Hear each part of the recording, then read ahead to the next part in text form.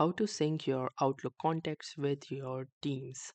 So hey guys, welcome to this tutorial. In this tutorial, I'll be guiding you through the simple and easy steps to sync your Outlook contacts with your Microsoft Teams contacts. So in order to start, the first thing that you will need to do is simply click over to these three dots present right here, just besides your profile picture. Once you click onto these three dots, you will see this option of settings. So click onto the settings button, or alternatively, you may also press the control and the comma button, and this will lead you right here in this particular page. Now from here within this submenu, you can click onto this people option right here.